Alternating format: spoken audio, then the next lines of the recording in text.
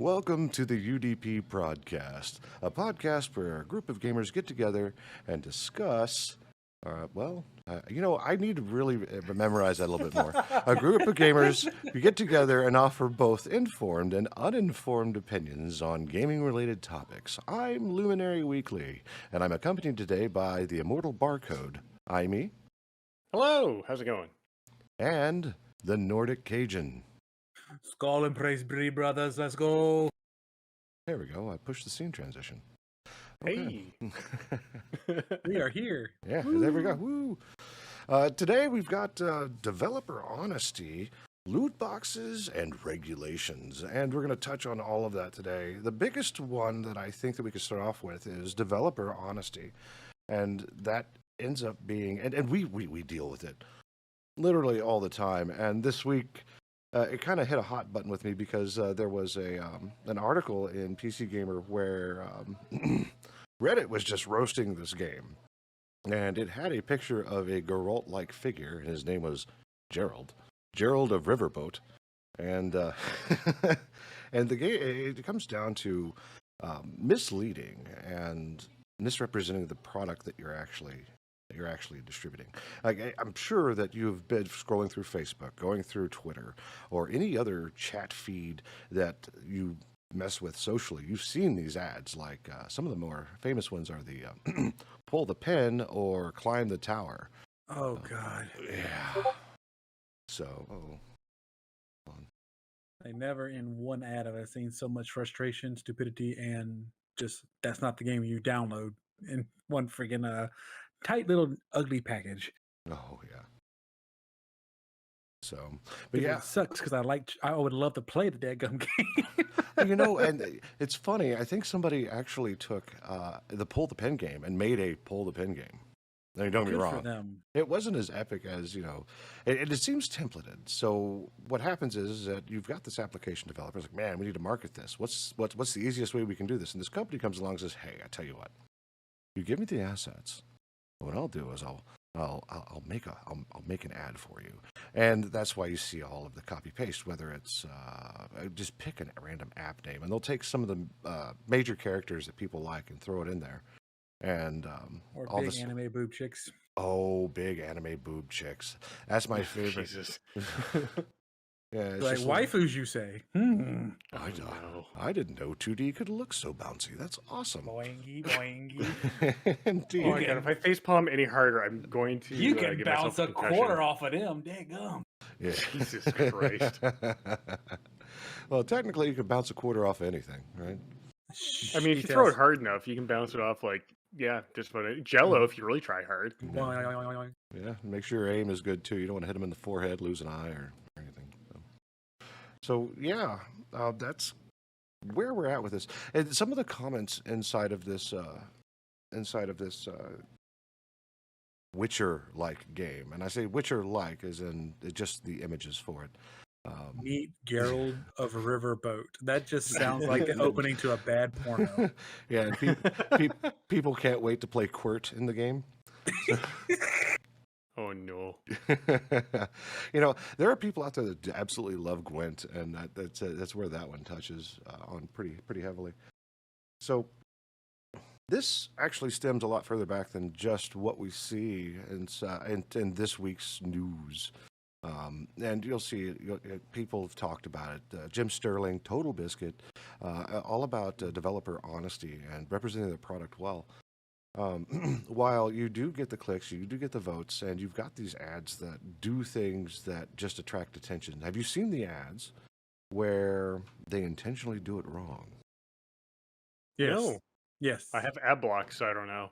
Oh, well, let me enlighten you, caveman. So, Really? Wow. Rude. Cave barcode. you can't be a part of pop culture if you're not bombarded by it. So, no.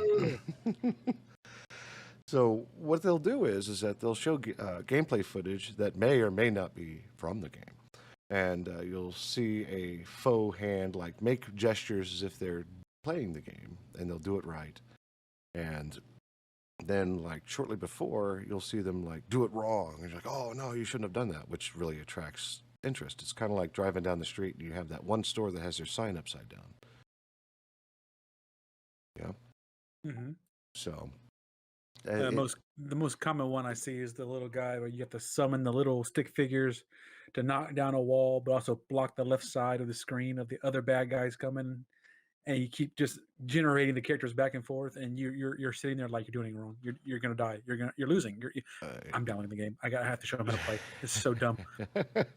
Indeed. And then you go download the game and you start playing it, and it is not representative. There was some game that I played a long time ago that ended up using one of the tower ones where you are in a single tower and you have a tower next to it with like 3 levels, and each one of the mobs are below level, of level, and above level. And you have to move your character to the correct one. And the first one they do, it does it right. Dude gets decked out in armor and gets a sword, right? And then he does the second one and he destroys 2 mobs at once. Fantastic. And then the third one, he jumps up there and just gets his face smashed in, right? Mm-hmm. And the game that I played, actually, they incorporated just that scene inside of the game at the beginning, and then went into the normal cookie cutter gotcha Trash. Yeah, trash. It's all the same, honestly. I can't distinguish one mobile game from another anymore.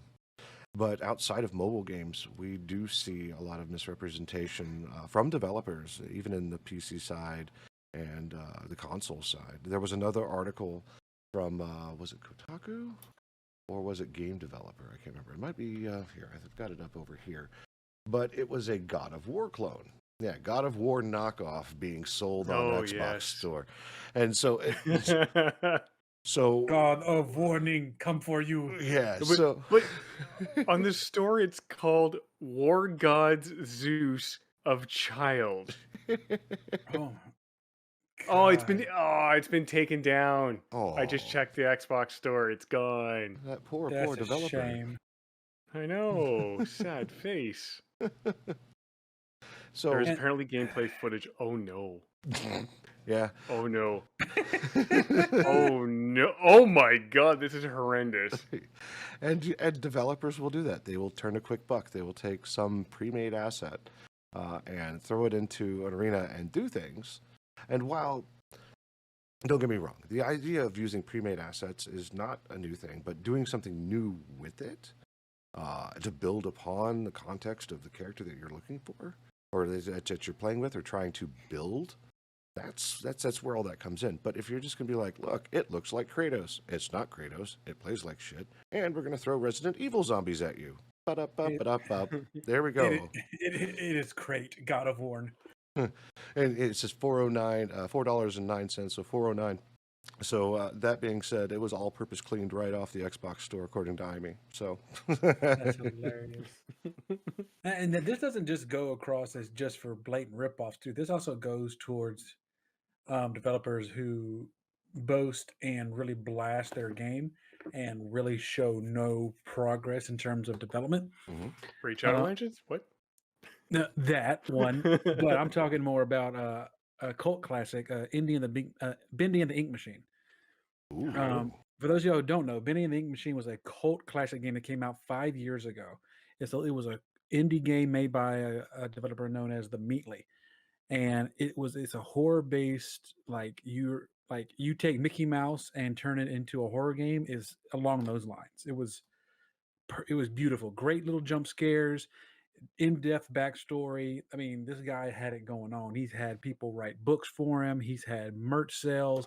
He even made a quick follow-up game that he only charged $1 for, called Boris and the Dark Survival. So it's a mobile game based on one of the characters of the game to help promote the sequel, Bendy and the Dark Revival. The gameplay and previews that came out within a year of that game, it was like Mickey Mouse, the dark inky world of the 1920s, 1930s, made a love child with BioShock. Like it was looking gorgeous. It was looking like a great jump scary horror filled nightmare. And not only me, my son biggest fan of fucking Bendy on the planet. Like asked me at least once a week if Mr. Meatley has announced anything yet. This was 5 years ago. That's dedication right there, knowing the developer's name and whatnot. You're doing it right, Cajun. But here's the thing: it was 5 years ago, and of course, he started developing it, and he was putting out previews and trailers, and then 2020 hit, and we all know how COVID screwed a lot of things up. Oh yeah. But we're in 2000. We're halfway through 2022, and the only real signs of life coming from him and his quote unquote team was a teaser trailer, not teaser trailer, it was a teaser photo that he posted on his Twitter on 4/16, which is when Bendy was first released. And it's been 5 years since the original announcement of the game, and he hasn't given us a true update of why it's taking him so long to create the game. Granted, he had a team at the beginning, a team of like 10 or 12, and something went down and the team bailed on him or something along those lines. So I don't know if he's now just doing this by himself and with Mike Mood, which is his co-developer, which the two of them made Bendy, the first Bendy, by themselves. I don't know if they went back to that model and that's why it's taken so long. But the fact that you haven't told your fan base a damn thing in over 3 years, that kind of bites the hands that feed you over and over again. Yeah, that's getting to like No Man's Sky lands of bad. Because Oh like yeah. you should always like anytime you're developing a game, I understand that there's a lot of pressure to get it out. There's a lot of pressure to meet timelines and everything. Um, but going more than 6, 7 months at a time between updates, even if it's nothing, just to say, yeah, we don't have anything to report. We're still working on it. Just something to keep that engagement up. After 6, 7 months, you're hurting yourself and you're just shooting yourself in the foot if you take, anything longer than that to engage your fans or even just put out a notice of what's going on. Especially with how well done the initial three trailers were. Yeah. Like the first trailer, it drew me in immediately, showing off the new graphics they had installed in their whatever engine they were developing it in.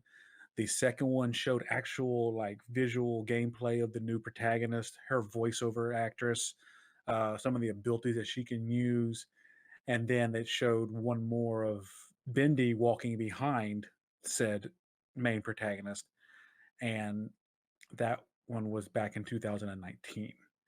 And then the last thing we had was the picture, like I said, on his anniversary. Um, at one point, you're going to lose momentum, and people are not going to really care anymore. At this point, we're tired of getting fed breadcrumbs. At this point, at this point in the development, you should at least have a gameplay trailer out. You don't have to give a final date of when it's going to release. You can just say coming soon, and that'll have everybody's erection at full mast ready for this game.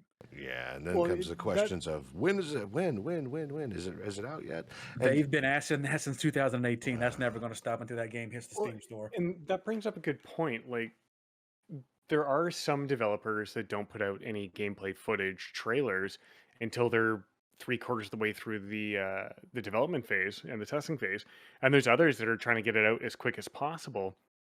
And the problem is, if you get oh, shut up, my Xcode friend is reminding me of a fucking game he bought me that I refuse to play. Anyways, there are some companies that'll actually put out a gameplay trailer, just a couple months into development, and by the time the finished product is ready to release, nothing in that trailer is relevant because things have been added or removed, graphics have been updated or downgraded depending on what's going on. It really makes it so that developers need to pick the most appropriate time to release gameplay footage. Uh, and doing it too early sets too many expectations. Doing it too late, you're not going to develop any hype for it. But doing it when you're about 2/3 to 3/4 of the way through, you've got a mostly finished product. You're able to start generating some of that buzz, and you're not going to set unreasonable expectations on yourself by having the trailer, show off things that you just are not doing in your game. So I think Cyberpunk also suffered from that a bit. You remember some of the trailers for Oh my Cyberpunk? god. Hey, mind you, I loved the game. Everybody gave it so much garbage. I played through it.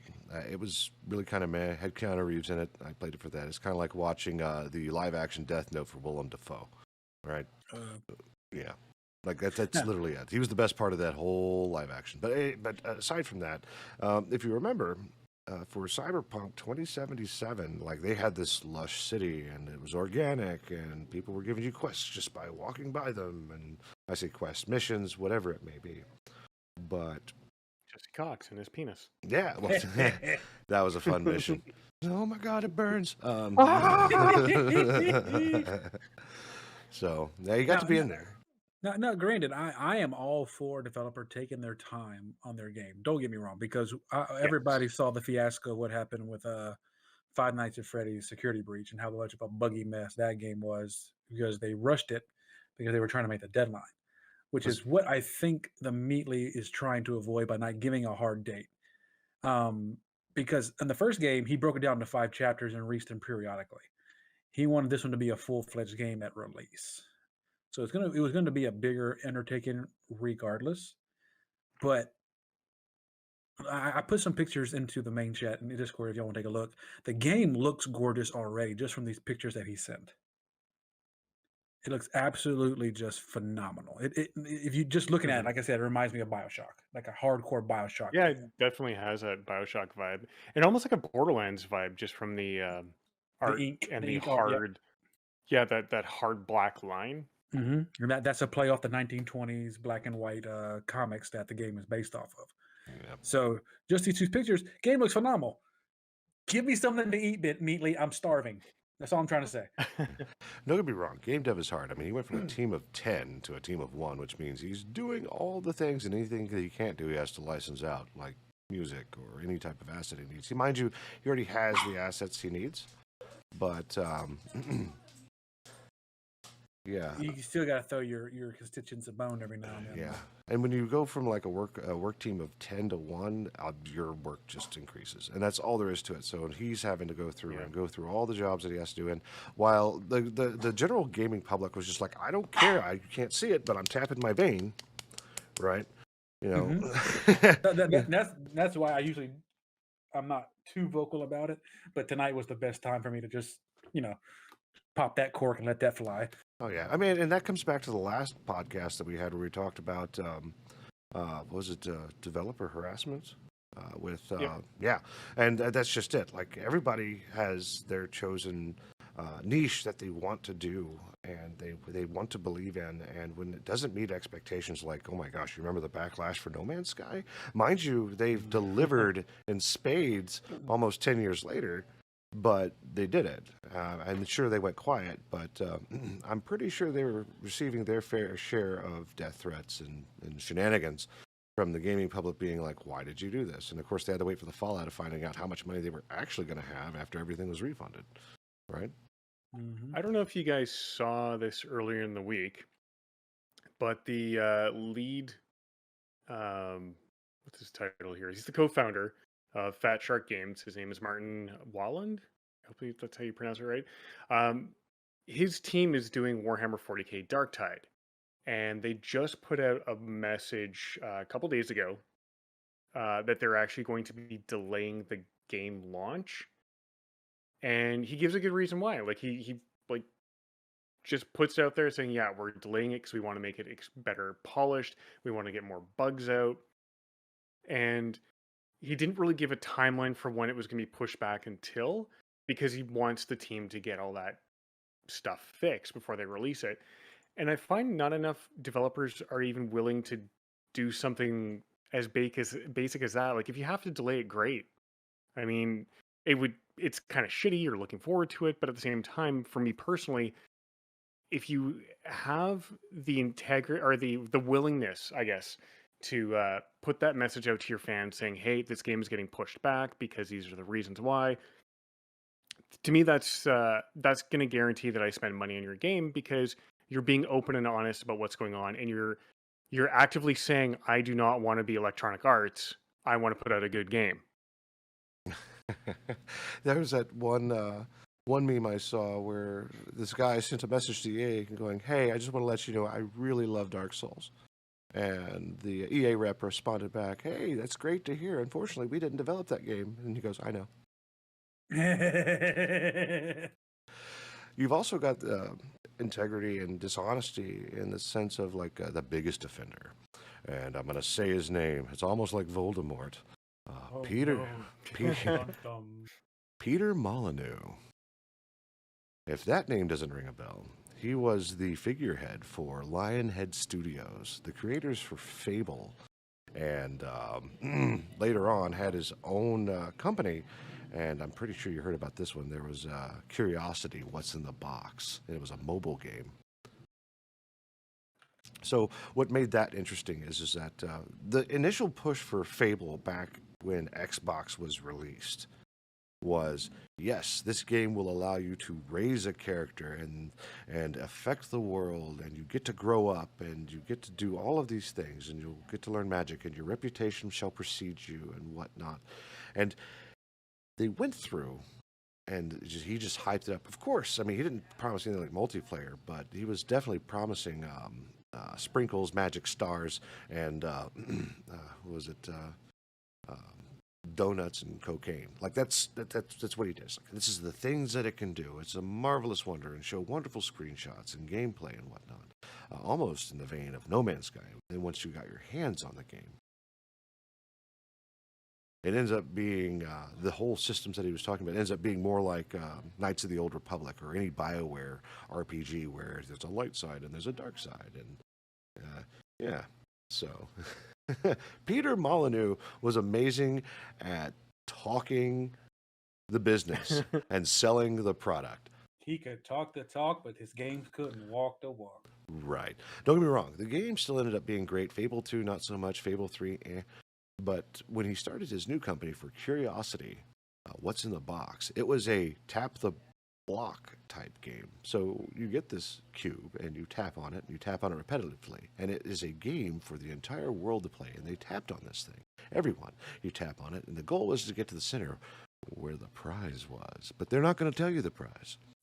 And you can spend... Close. It was actually a revenue share of Godus, which they never released. Ah, Oh no. but I did get the dick. Oh Jesus. Yeah, I mean, it sounded great. Like, oh yeah, revenue share, and then dictation of what happens in the lands of Godus and whatnot. And it was just scrapped. You don't hear much about Godus anymore. It's just done. But during that time, of course, this game also had microtransactions, one of my other favorite topics, where you could buy better picks and do other things and get to the center faster. You would pick a square on this large cube and just tap, tap, tap, tap, tap, tap. Even I did it because I was like, you know what? I want to know what's in the box. And after about 2 hours, like, I don't care what's in the box. Good luck to the person who finds it. Right? All I could hear is my dick in a box. I'm stuck on dicks for some reason. Sorry, guys. You know, You like what you like. yeah. If you're, Guess so.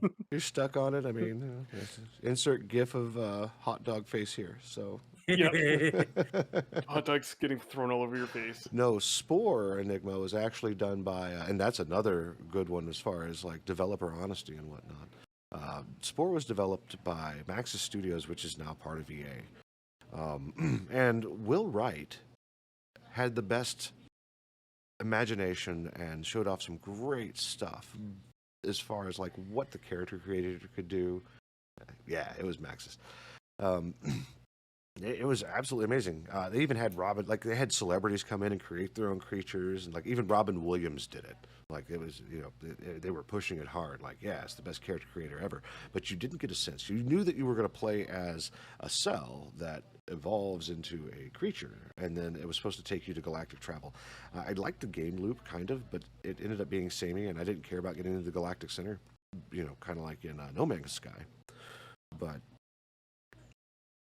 when it was released, it was nothing like they had talked about. The game was done in phases. There was no organic transition between where you are to where you were going, and it was really ham-fisted. to do these things. Okay, so you're a cell, fantastic, and now you're up on water, out of water. Now you're a creature. Go kill stuff. What's this? You've got a bunch of creatures with you following around. Let's start a tribe. Now you've got the tribal game, and then you've got the civilization game where you have to take over the tiny planet that you're on. It was nothing like it was represented inside of all of the talk that they did. All you saw was the character creator, you saw the famous people making their characters, and then the stuff that it was going to do. And while it did do the things, it didn't do the things exactly like they said. We just want the things. Don't give us the thongs. Yeah. Want things. So, The yeah. developers can't always give us the things because sometimes the things look better on paper than they do in the actual game, I guess. Oh, yeah. Especially if the paper's in front of your users or potential users. Mm-hmm. I can't tell you how many times that me and my buddy would get together and say, oh, man, it's going to have this, and it's going to be awesome. And now that I'm older, I'm like, hey, I'm going to wait. Like, let's let the people do the things, right? Like, let's let them figure it out. And if I decide to get it, I'm going to get it when it's $4.99 on Steam. Exactly. So, but yeah, developer honesty is going to be important. I understand that, while game development itself is an art form, and it should be viewed and treated as such, it's an interpretation of a world that doesn't exist, with rules that you've made up, that people have to suspend belief and exist in your arena. It doesn't matter where it is. And I understand that all that requires money, but to simply just shovel out garbage and put a price tag on it, not okay. You get Diablo Immortal, And you get EA games. Oh yeah, Cheers. Me opening my San Pellegrino you should natural lemon iced tea or lemonade. It's wonderful. Kraken. Tart as fuck though. Oh yeah, no, it's pretty good. The wife likes the Not blood. sponsored. Hashtag. No. If you're gonna sponsor it, you actually have to get close to the mic and you got to hear it go. Oh, gross! I don't do ASMR. No. Okay. Actually, if I do, it's gonna be just a dial-up tone. E. So. Frantically search his phone for a ringtone. Or it could be modem noises. That's sorry, yeah, that's what I meant. Modem noises, because I actually have that as a ringtone. Angry computer noises. It's yelling at me again, Mom. So, and this kind of leads us into the next topic: is loot boxes. Those bastards. Yeah, and we'll probably end up talking about a lot of this stuff over and over again in different contexts. But loot boxes tend to be. I'm going to say it. I think they're a waste of money. However, it is a source of income, and it should be viewed as such. And while some companies and developers implement them right, as far as what you're doing, there's something that doesn't rub me right about it, and I think I figured it out. This comes on the heels of a Diablo Immortal player spending $100,000. $100K. My heart just sank down to my feet. What the hell? He spent 1/10 of $1 million. No, Asmongold, I think he only did 10K. Yeah, he was in the 10K range. I remember him doing his stuff. There was a New Zealander that went 15, 16 and got a thing that he wanted. But this dude burned $100,000. First of all, if you have that kind of disposable income to throw it at freaking Blizzard, give me a phone call. We can do some work, man. I understand he refunded it all. I don't understand how you can refund a loot box. I don't like what's in the box. Can I buy another? I have no idea. So it doesn't go into detail about that. But what happened was he decked out his character. He made it to the end game, because the end game in Diablo Immortal apparently is the PvP. And since the game loop is so addictive and you want to keep playing, it makes sense. Okay, so now I've got to spend money. This is the only way I'm going to get anywhere. And he dumped $100,000 and burned his gear up. It's intense. And what he learned is because he spent so much money, he couldn't find a match anywhere. He was literally top of the game. He was top tier. I pulled up the article. He actually contacted Blizzard about not being able to play. And where is yeah, everybody? they're like, yeah, we're aware of the issue. Where Like, okay, great. That's Great. that's their kind of way of saying, yeah, you fucked up. I don't know. I mean, if you give Thanks for your money. you give a Yeah. company $100,000, you would expect like, oh yes, no problem, white glove. Let's find out what's going on. Let's get you a match. You want to go wreck noobs? Let's go wreck some noobs. Like, give them what you want. Anyway, so that was all based on loot boxes. So he spent that kind of money and got exactly that. Now, there's an argument. I think I made it in one of the previous episodes of what loot boxes actually are. Right, there are a random Gambling. chance. It is gambling, and the news that came through had to deal with like Belgium unable to enforce, or it makes it hard to Yes. enforce loot box rules, or the EU. I think the statement that the EU came across was like, hey, you know what? We don't view this as a problem we should really step into because we don't want to chase off any potential businesses. That's the key right there. Yeah, We're they were gonna, like, you can self-police. yeah, maybe you can self-police, Yeah. and because the technology it evolves rapidly, we see progress and whatnot and so forth. And while loot boxes are in the spotlight, this is not a new concept anywhere. And I had a long think about it. This also stems to, and I've said it, um, trading card games, collector games, anything that has some sort of collectible value, but you don't know what it is when you buy it. I'm pretty sure if any of you have stepped into, I mean, when's the last time you stepped into a comic book store? 2 weeks ago. Wait, wait, wait. 2019. 2019. Okay, close enough. Those still existed. And they've existed for years.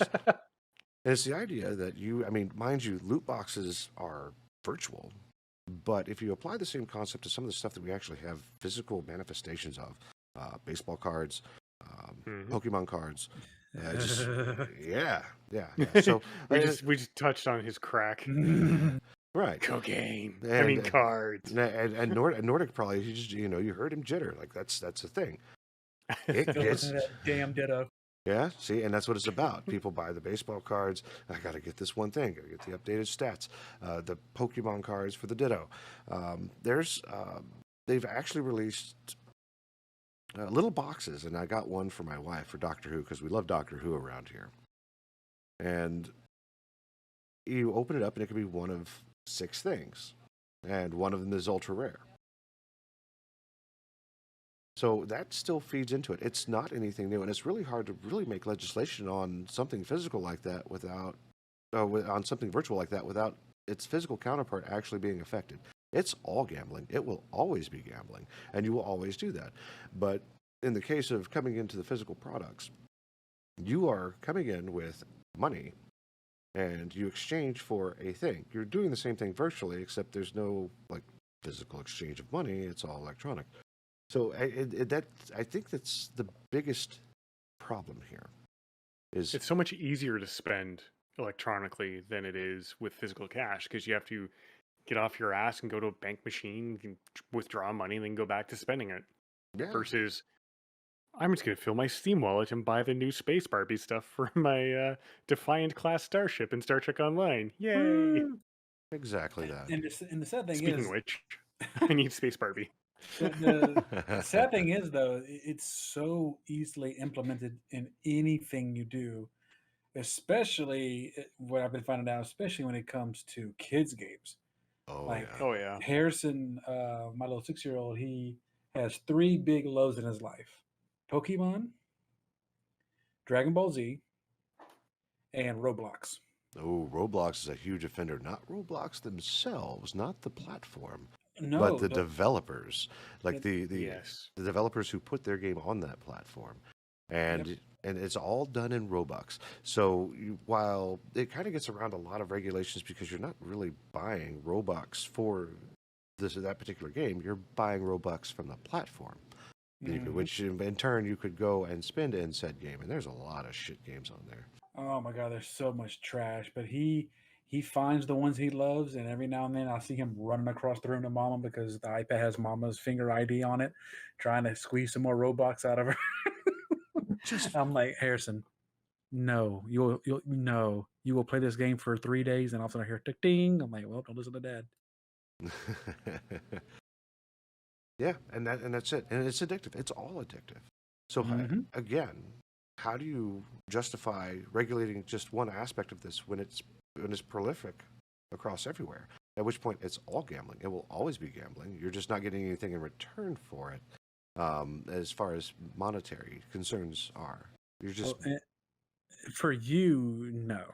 But the thing is, case in point, down here in Louisiana, um, we have a huge horse racing area that opened up a few years ago in an area that has destroyed the economy there because so many people just waste their paychecks on trying to score big on a horse race.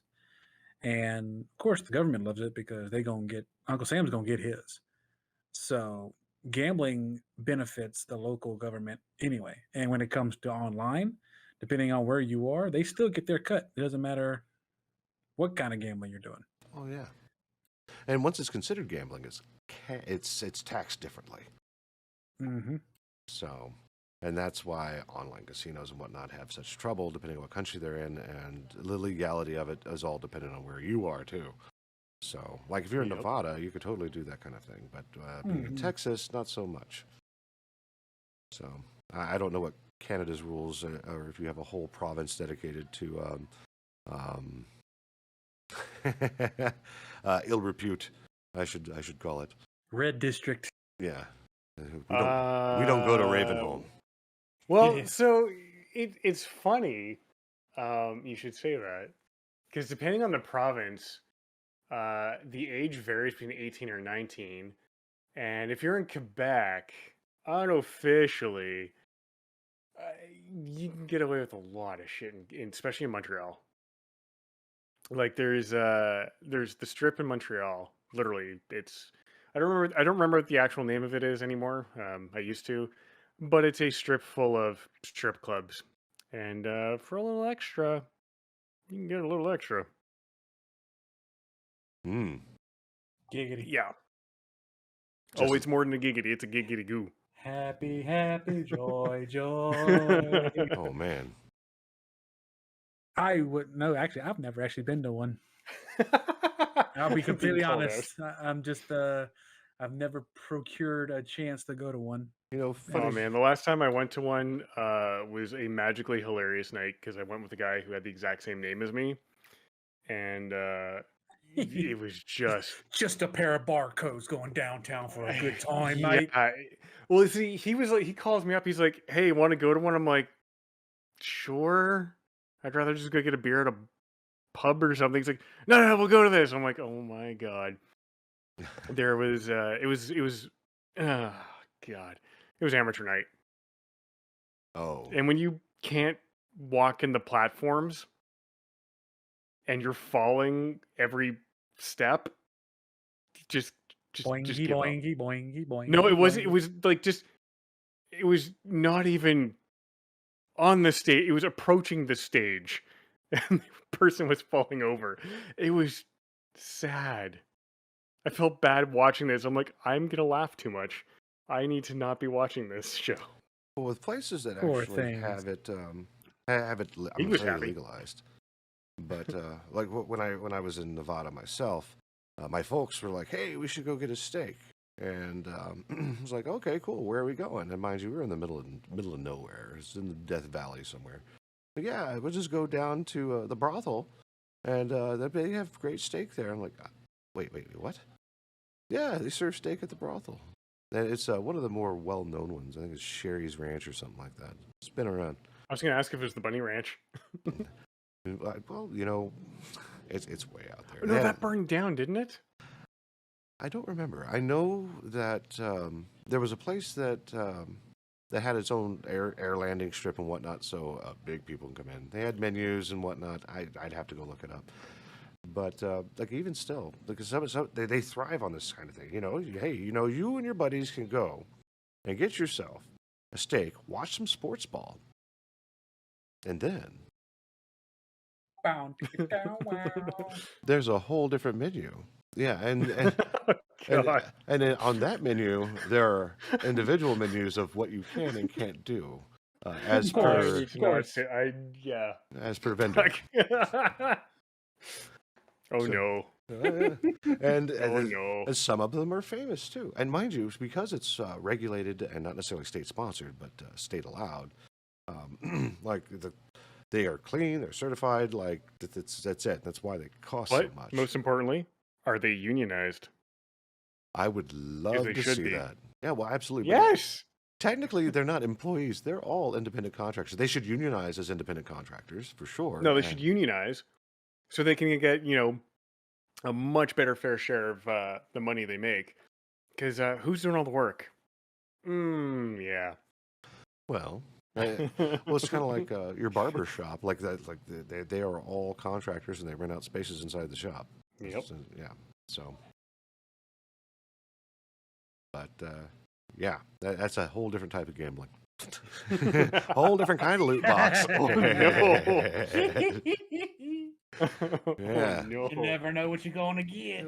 Well, you know what you're not going to get in Nevada. However, everywhere else, you have no idea what you're going to get. So, Oh no. Welcome to the show where we talk about strip clubs and brothels. We're going to do it our own way with blackjack and hookers. Let's go. so some of the something other something bender. Yeah. I know, baby. bite my shiny metal ass, man. Well, forget the blackjack. So, God damn it. mind you, loot boxes do supply a different dynamic to a game. It's another thing that you can do, and you can get cool stuff out of it. Whether it's pay-to-win items or just random garbage like rainbow throwing knives or glow-in-the-dark banana hammock. It really just depends. Like it varies. Sometimes it awards in-game currency that you can use for other things. Like So, speaking of all this, did you see the new rules that China has put out for loot box designs? loot box designs. I did read up on that. Yeah. But tell me what you've So, got. I've got it right in front of me. It's really interesting how they're changing this, and I'm interested to see how this will work in the long run. Uh, Before the new regulations came into effect, there was no loot box restriction. So there was no limit on how many loot boxes a player could open. There was no regulation of static probability, that being the chance of a player getting a specific loot box item, known as the drop chance or percentage. Um, and that could remain the same for every open incident. With the changes, though, and I don't know if I like this, but I kind of do. There's a daily limit on how many can be purchased by a player, and uh, it's no more than 30 single loot boxes, no more than 3 10 times loot box bundles, and no more than 50 boxes in total. So you have that purchase limit per day, um, a clear in-game display of their daily limit must be shown in the game. So if you buy a loot box, you know you've got 49 left. Um, and then the drop chance has to be dynamic, and it has to roll in the favor of the player. The more loot boxes you open, just so you're not stuck at like a 0.001% chance. Like if you're playing WoW and you're trying to get Mimron's head, good fucking luck. I mean, that's the drop rate on that is 0.00001% or something. It's bad. But the idea here is that the more you open, the higher that percentage gets until you just get it, type thing. And that might actually be helpful, especially if people have addiction issues, Oh yeah. because now you're going to be guaranteed to get something, uh, when you're approaching that near daily limit. So that might be interesting. It'll be definitely a cool thing to follow. Or cause an existential crisis like, I got one more. I got one more. Yeah, but it'll be nice to see how that plays out in the long run, and how that changes purchasing behavior.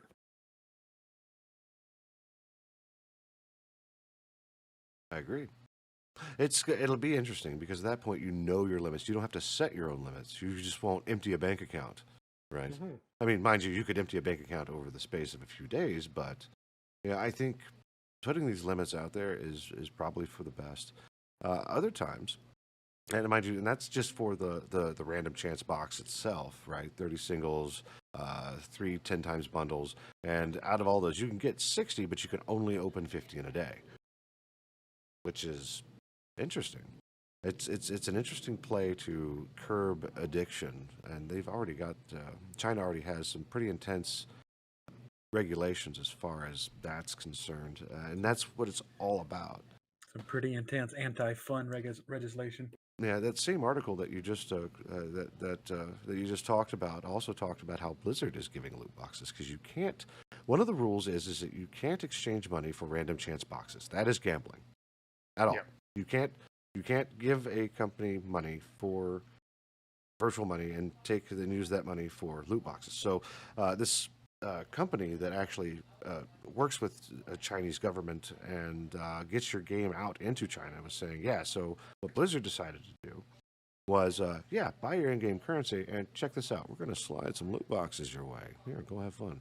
So they're not really buying it. It's an add-on to it. It's like, hey, here's Yeah. a gift. It's value added. Right. It's dynamic. It still drives buying in-game currency, and you're still Right, limited yeah. by the loot boxes. But now you've got a different way to do it, and like I think that's how you just get around. Like even in Belgium, that's the thing. You just throw it in with the purchase, because if you can't sell the loot boxes outright, well, if you're giving them away for free with the purchase of something else, well, you can't stop that, can you? Yeah, it's like anytime you buy something, they're like, here, have this for free. You buy this and we'll throw in whatever to sweeten the deal type thing. Hmm. That's kind of standard. Indeed, and I do like the idea that they want to make it dynamic to actually go into the favor of the player because Lord knows how many times we've spun that wheel in freaking League trying to get that rare skin, and we get the same skin over and over and over and over Hmm. and over. So it's nice to see. I mean, they got a lot of things wrong. I'll give them a thumbs up on that one. Yeah, like I said, it'll be interesting to see how that plays out in the long run. I do hope it helps curb some of that really heavy addiction that some people have. Because if it can start slowing down the purchasing and cause people to pause a second, for some that might be enough to just shake them and get them out of that little closed loop in their head of like, I got to do one more, got to do one more. And for others, it may not have an effect, but even then, maybe there's some more that are like, oh, you know what, this is pretty bad. I need to talk to somebody about it. Until you get those kind of guys that open up multiple accounts to get 150 pulls a day. well, what's Stairs in what the fuck was his name? Prepared WoW with 100 fucking bot accounts when he multi-boxed on Emerald Dream. for China? Ugh. Everything has to be verified. Like before you can make an account for any online internet service provider, and that's what they consider all of these games as a service types games, or where you have to do anything. You have to be able. One of the requirements is that you have to verify the users who they say they are. So it's usually by a Yeah. phone number because all the phone numbers are registered in China. It's always registered to someone, so you can always verify that way. And there's also things you have to implement in your game in order to even track all of this stuff. Like you have to have an action plan for anything that is spoken against the Chinese government, hate speech, anything. It's real intense. And here, let me see if I can pull it up real quick because I was looking at it. Well, I got you, Lemmy. I'll go down the list for you. Oh, well, I wasn't going to go down the list, but I'll hit the bullet points. We got the endangers the national unity and sovereignty of the nation, distorts historical facts about modern and historical or imperial China, uh, depicts real or fictitious foreign entities invading China, discusses state secrets, that makes sense. Promotes fascism, glorifies war, violence, or criminal activity. That made me laugh. No Grand Theft Auto. yeah, Depicts God damn it. any religious activities or supernatural stuff such as cults, fortune telling, ghosts, vampire. Oh, I can't sell my book in China. Damn. There goes like Depicts. half the fun games. Yeah. You're basically playing Angry Bird at this point. It's the only thing I Yep. think might make it across the border. Of course, no porno, nudity, homosexuality, yada yada, and no violence, Sex torture, hat. corpses, skeletons, any kind of blood at all. It can't be To different color blood. You can't have blue blood. You can't have green No blood. mass no, no, destruction. We no, can't play Command and Conquer. and nothing too scary, guys. We can't play scary games in China. Oh my Um, god. and then content of insults on people's freedoms, whatever those are over there, and Limited? yeah, Not existing? and then of course gambling and drug trafficking. Yeah, so definitely no Grand Theft Auto. Mhm. No Saints Row. Boo. Oh god, I remember old school game. I don't know if y'all remember this game. It just came out with some remakes. The Oddworld series, Never heard of it. Oddworld Abe's Odyssey, Oddworld Abe's Exodus, and so on. It was a platforming game back in the day. Absolutely gorgeous game. I still go back every now and then and play it on Steam. They uh they had to change the character's design in the second game because in the first game he had four fingers, the main character, and I think in the second game they had to redesign him to where he had three fingers because I think it was like a insult to Asian railroad workers because they would lose their fingers a lot. Hmm. So they had to change the entire character design just to have their game be able to be played and sold in China. Wow. Yeah, I thought that was the craziest thing when I read it back in the day. One of the more interesting restrictions that they have in here, Cajun, is you can't depict plagues, you can't have map editing, and you can't use it for organizing a union, which is interesting. That's why they got Ooh. freaking Animal Crossing banned because they were getting together and doing virtual protests. Mhm. Like Oh they my don't want you god. talking with nobody. The map So you can't even editing. play Plague Inc. Nope. Damn it. Nope. It's actually on the list of you cannot. What's interesting is the map editing. There is a thing for even registering to build games for China, and if we're using anything that is China, um, and it's sovereign states, and it's like Taiwan, the special administrative zone of Hong Kong, and any of the internal. I don't know. Are they provinces? Are they states? They're provinces. Provinces. Okay. Any of the internal provinces, you have to depict like the borders and everything. Like it has to be one for one as opposed to the treaties and everything else. And the reason why map editing is not allowed is for this reason, because you are not allowed to separate mainland China at all. Like, yep. Because I mean, at some point you gotta wonder who sat here and thought all of this. Like, why? it's all Why do they hate fun so much? it's all about controlling the public. If you It, stifle the idea that you cannot play as the antagonist in the story of China, or in harems, you can't do harems, regardless of how historically accurate it is in China, and it's even stated. No, you cannot depict you cannot depict having multiple wives or any sexual relations at all. But the entire idea of not being able to role play kind of sucks the life out of it. So you get games like Flappy Bird. Don't get me wrong, I've seen a lot of really flashy Chinese games with some awesome characters, and they go and fight. But then again, you can't depict death. So once the character dies, it has to immediately disappear, or within a so short span. I Wonder looked up what a their list of. reasoning is. It's the reasonings are funny as hell for some of them. I found a list of all the apps that can't be published for like mobile games and shit. Game walkthroughs. Really? You're not allowed to publish game walkthroughs. You Any can't apps let's for play? yeah, if it's a walkthrough, that's one thing. Let's plays are usually different because a walkthrough will tell you this is exactly how you do this. This is exactly where you go to do that. Whereas a let's play is, hey, I'm playing the game, and oh, look at this, I found this and I found that. Um, One is more reactive, which is the let's play. One's more planned and thorough, which will be the walkthrough. Any sort of app that earns virtual currency, so no Bitcoin mining, even though their malware has it. Awesome. Right. Routing software that's reserved strictly for the government only. Gambling apps, no. Mojang and poker games, no new ones. Didn't Yeah, they Nope. create Mahjong? Yep. But Didn't they and invent they literally Mahjong? say here, these are seen as encouraging gambling, and the government feels there are already too many on the market. yup. And there are. Uh, Religious apps, game app stores, so the Play Store or the Apple Store, no, not allowed. And then religious ones. And oh, my favorite, Wi-Fi cracking and VPN software and services.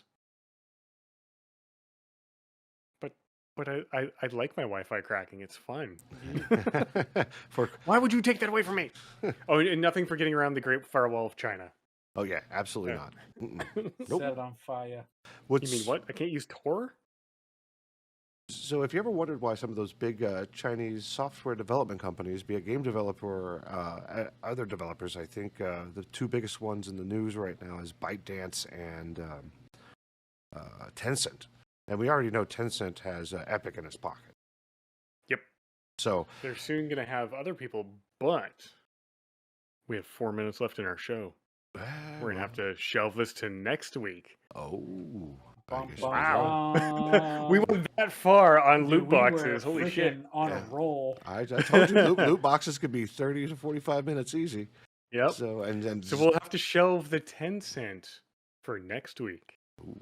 All right, we'll put that on the docket for next week. All right. Let's get our round table, and we'll start with you. I mean, what have you got planned for this week coming up?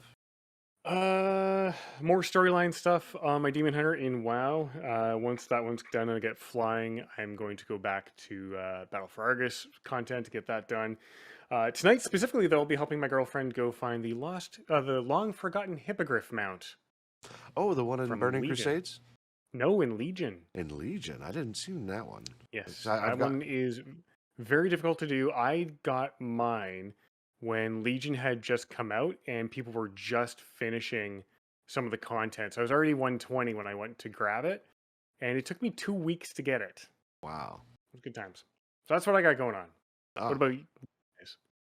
yeah, Cajun, what do you got coming up? Oh, let's see. I got more, of course, Pokemon content coming out this week on the YouTube channel.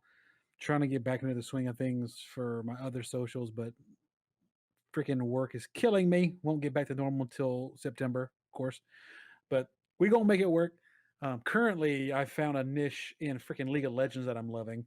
I'm playing freaking Ash support, and I'm having success out the wazoo. I'm undefeated in ranked right now playing that stupid role, and I can't believe it's working as good as it is. So I'm gonna milk that cow. As long you don't want to milk the horse. That's not how we do this. Or the bull. Cow, yeah, or the bull. And then I had a quick little funny story for Lumi tonight. I went over to my in-laws' house, and we had all of the cousins and all the nephews and all the nieces. Like everybody showed up, and we were having a grand old time. And one of the older ones, his name is Jace. I had a huge hand in helping this kid grow up a little bit when he was a kid because of situations with the parents, and he's always looked up to me as one of the favorite uncles of the crew. And today, out of nowhere, he just comes up to me, looks me square in the eye, says, "Hey, Uncle B, I'm like, what's up? Want to arm wrestle?" I looked at him, I was like, "You sure?" It's like, "Yeah, I want to arm wrestle." Like, okay, you asked for it. Went to the living room. We squared up. It was the cutest thing in the world.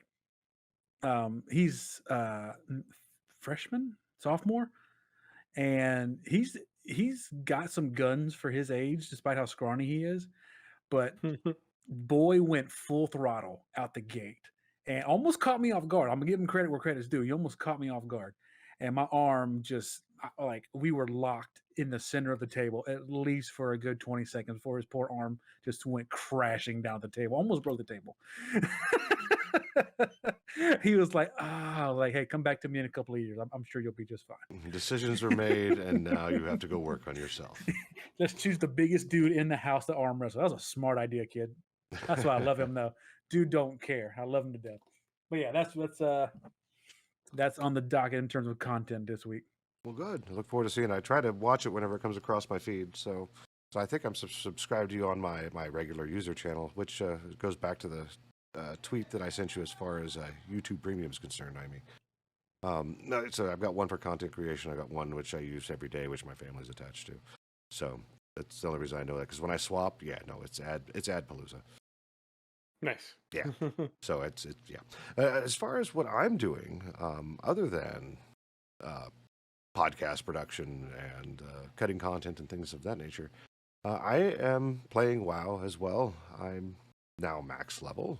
I am currently running around in Ardenweld. I decided to take the night phase Covenant Nice. path. Yeah. So that ended up being nice. So I'm grinding that out right now, and I'm absolutely loving it.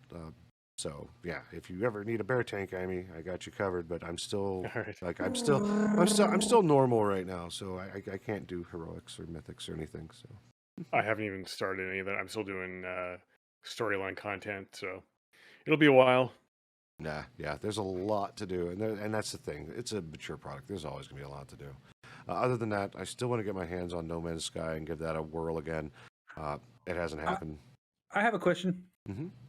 Y'all, you two, I think you specifically, let me mentioned a game not too long ago. It was about dwarves mining in space. Oh, Deep Rock Galactic. That's the one. That's what I've been trying to figure out what the freaking name of it was. Okay, thank you. Yeah, that's a good one. I absolutely love that. It's teamwork and spooters and all kinds of stuff. Oh, and mining and dwarves. Space dwarves. Everything's better in space. So there's space spiders with space dwarves and a space mine. Was it you that bought me Deep Rock Galactic, or was it somebody else? I got you Deep Rock Galactic on the pretense that I was going to stream it, and then I ended up doing other things. Same thing with No Man's Sky. Hey, if we wanna do a UDP Game night? dwarf night, I'm down. Yeah, maybe. That wouldn't be too bad for like an alternate, like maybe a Wednesday, or it just depends. I don't know what your schedule's like, and I'm pretty sure Imy's Monday through Friday, 9 to 5. So. And Wednesdays, Thursdays, I'm doing D&D. Right. Yeah, most nights I'm available. It's just the afternoons are shot. Right, and my Sundays are shot too, because that's the day where I actually take our footage and split it out and start asking questions. And oh, it's on sale for 50% off right now. Ooh, throw money at it. Throw it. Keep it away from the Pokemon. Keep it away from the loot boxes. Don't do it. I already bought this week's box of Pokemon, so I'm good. Oh no. Well, on the note of production, don't forget you can follow Imy on Twitter at Imy21. Twitter.com/Imy21. Yep.